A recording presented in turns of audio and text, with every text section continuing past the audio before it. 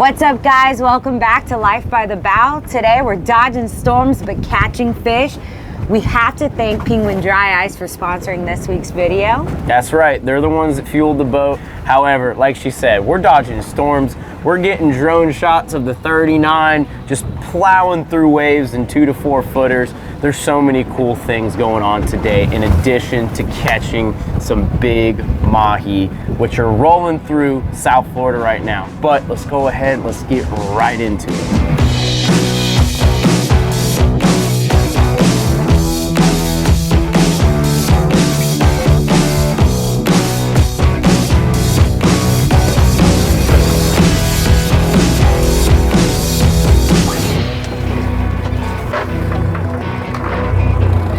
You notice I'm shaking this net in the back of the boat, and I'm going to reload it here in the back of the boat as well. The reason why I'm not loading it in the front and I'm going to stay in the back, so I'm going to do a second throw, and I want to make sure all the mess stays towards the rear of the boat, because it's just going to make it that much easier to clean everything up. Perfect. We put this boat to the test, to the shallow test. This is what's awesome about this 39 footer specifically. We're in about 2 feet of water in a 40-foot boat. That's what's awesome. When the bait's up shallow like this, we have the boat to get in all these little shallow areas to catch the bait. As you can see, we got some nice razor bellies, some sandy keys. We even got a big old pinfish there. We're ready to go fishing. So these right here are called pilchards. These are probably one of the most universal baits down here in the Keys. The reason why is you can catch just about anything and everything on these baits. You can catch tuna, sailfish, mahi, snook, redfish, trout, whatever it may be. So you can go inshore, offshore, and if you're using one of these, I can promise you, you'll catch a fish. But as you can see here, there's actually 2 different types of pilchards. We have the sandy key pilchard and then the razor belly pilchard. The sandy key pilchard, it works, but it's not necessarily the best bait. You can catch fish on it, but it doesn't stay alive for very long, so you got probably a couple minutes out of him. However, this bait stays alive a lot longer than the sandy key. And the way that you can tell the difference is when looking at the razor belly, he doesn't have any yellow like the sandy key has. He kind of has a green back. And if you look underneath him, his belly is like a razor. This is probably one of the best baits. And if you can get a live well full of these, you got a jackpot. However, we got both. We're working with what we got. Let's go catch some fish.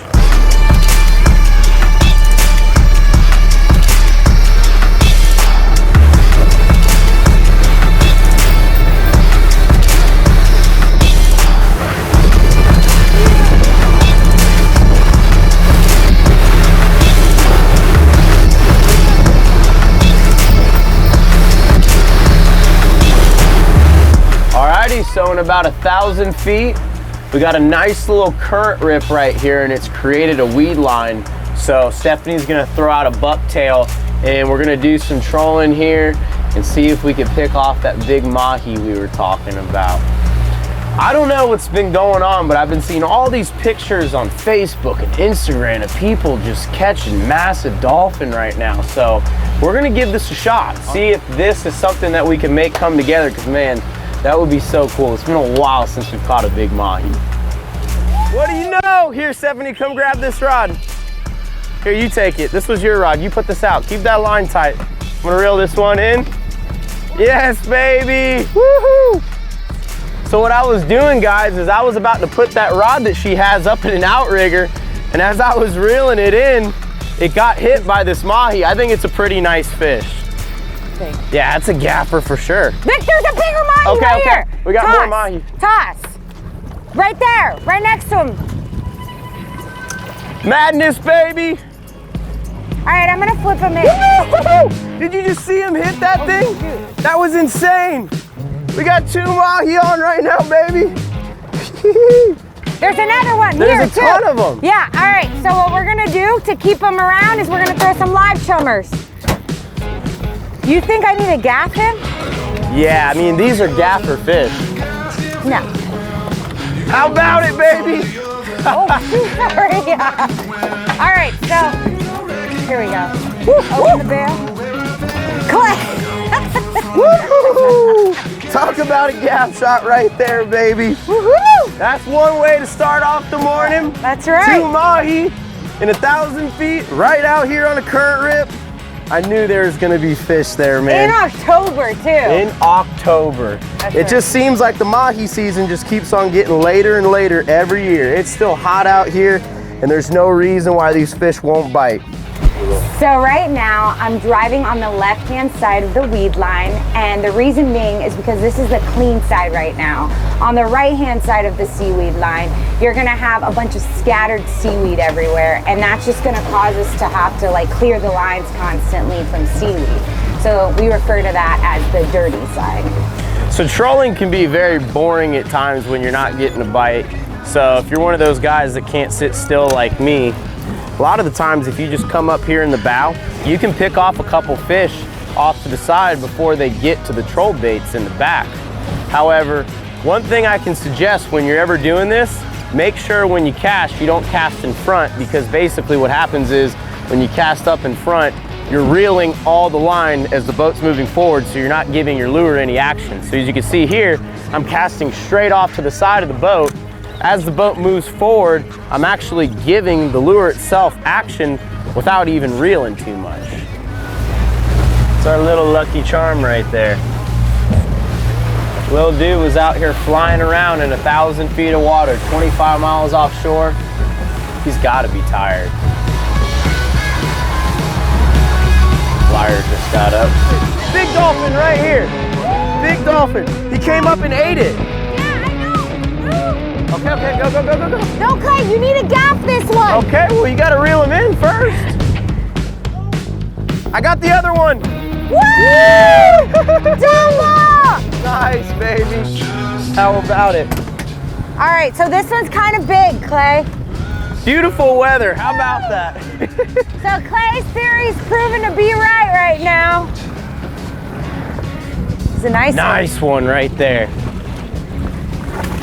Nice little bowl. Get him. Woo! Stuck on the rub rail. No. Woohoo! Nice one, baby! Woo! That's a nice one! That ain't the biggest fish in the world, but it's been a while since we've gotten a big bowl like that. Careful. Woo! Woo! It's a big bull, baby! Nice! You want me to gaff him? Yeah, he needs a gaff. Okay.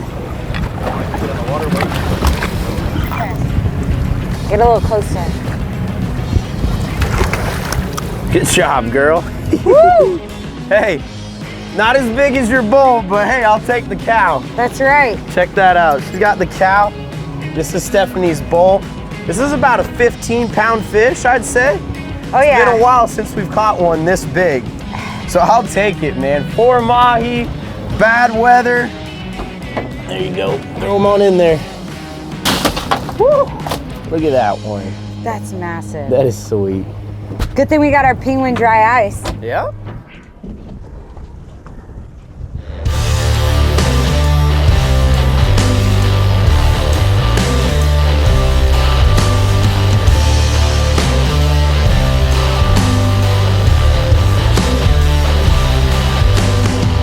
So we just pulled up to this weed patch and started throwing around the bucktail. Another Mahi on, man. Let me toss this in the front. I gotta tell you guys, it is really rough out here.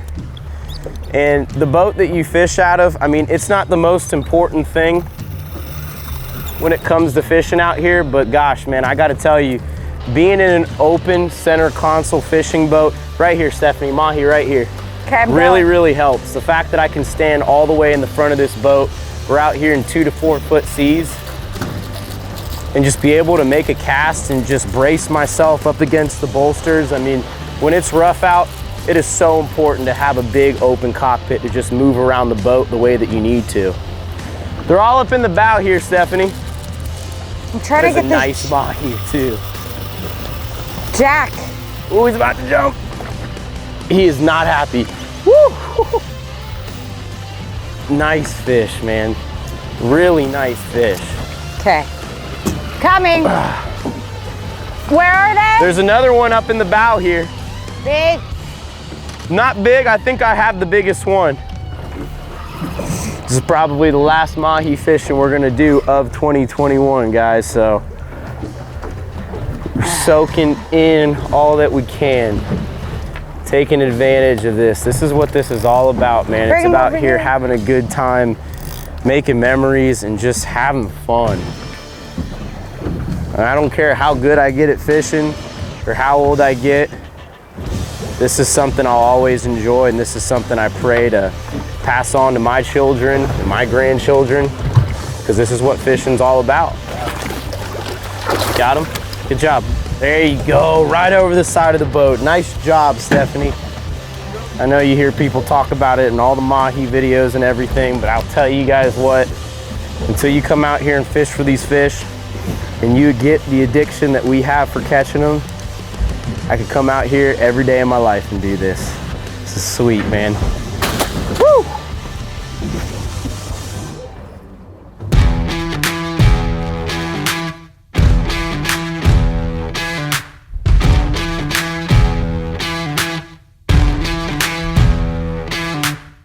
We're on our way in from Mahi fishing. I started marking some good bottom, and I thought, hey, why don't we try dropping?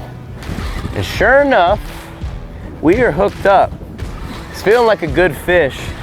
And what's so cool about what we just did here, guys, is this rod, this reel, this combo that we're using right now is the same exact combo that we were using for Mahi fishing. We just switched it over. We put a bottom rig on here. We got a Key Largo custom rod, Penn 7500 Slammer 3, and some 30-pound braid. And that is the ticket all day today.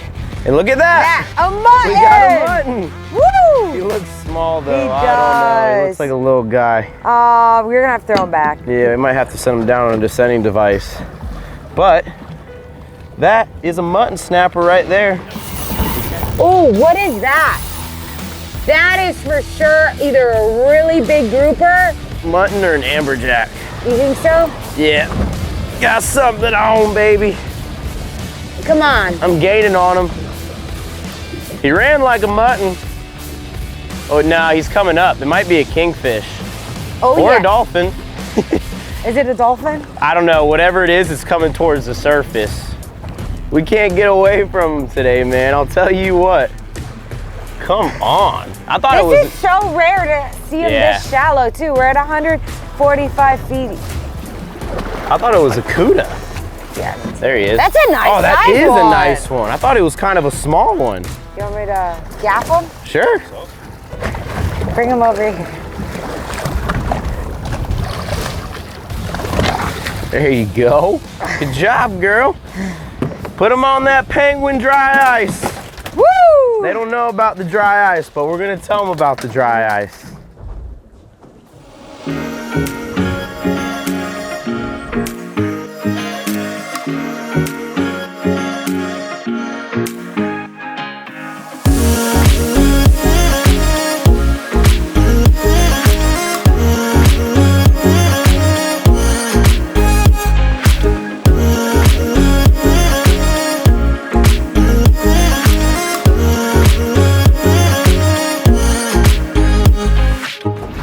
So you already know it's a solid day whenever you're showing back up to the dock.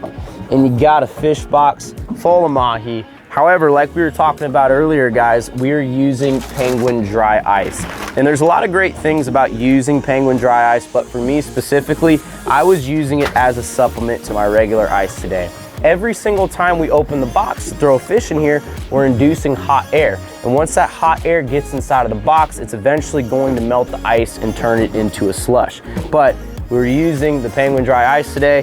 What's great about it is it's gonna help your ice last that much longer whenever you're out there out on the water. However, we've been using it in the Pathfinder a lot because the Pathfinder doesn't have any insulated fish boxes. So it basically will turn any hatch in the boat into a high performance cooler just because it's keeping things as cold as possible. Another thing that's great is if you're going on a camping trip or you're going on a Bahamas trip and you want to keep things frozen, that's what dry ice will do. It'll literally freeze things on demand with whatever container, whatever cooler that you decide to put whatever it is that you want to freeze inside with the dry ice.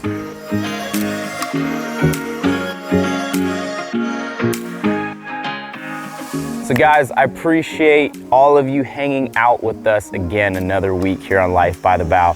Don't forget Penguin Dry Ice down in the video description below so you guys can see where you can get your hands on some. However, it is another beautiful day here in the Florida Keys, and it is way too nice, way too calm for us to be staying at home. So we're gonna head back out on the boat, shoot another video for you guys so we can see you next week. All right guys, thanks so much.